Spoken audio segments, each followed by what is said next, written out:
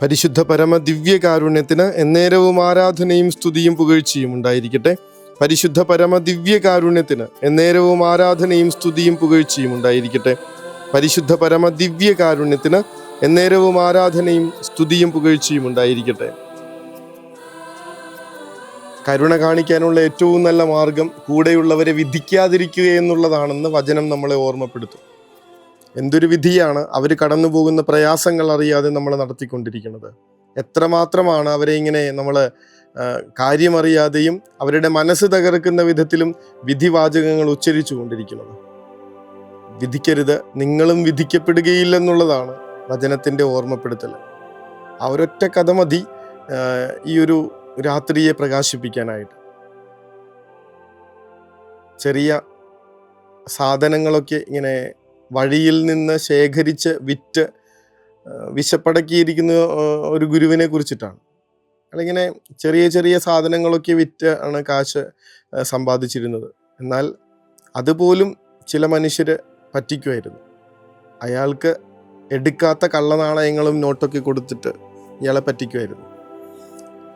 കുറച്ച് നാൾ കഴിഞ്ഞപ്പോൾ ഗുരു മരിച്ചു പോകുന്നുണ്ട്.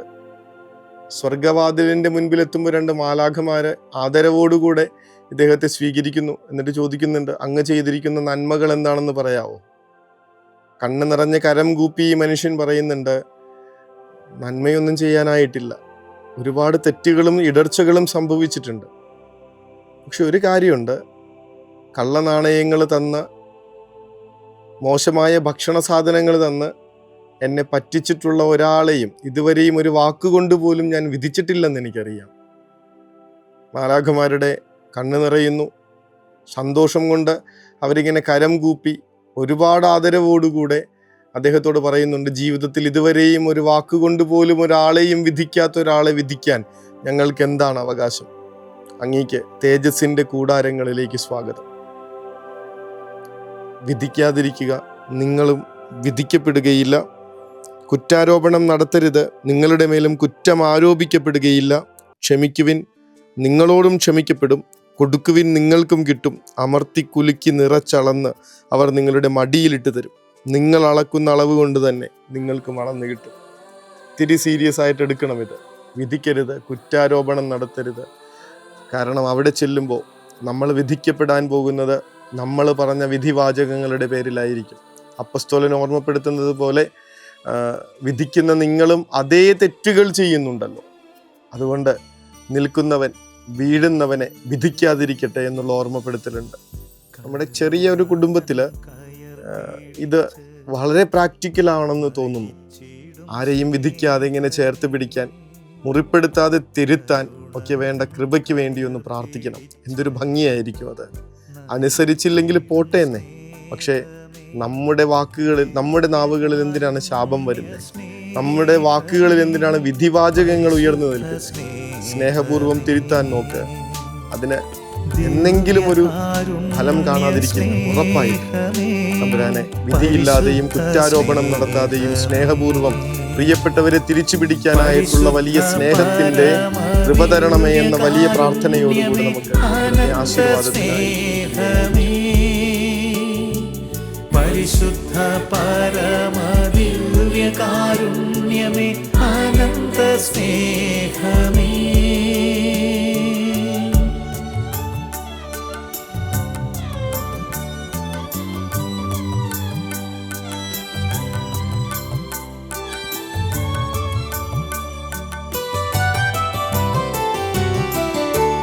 ആഴി തന്നഗാധത്തേക്കാൾ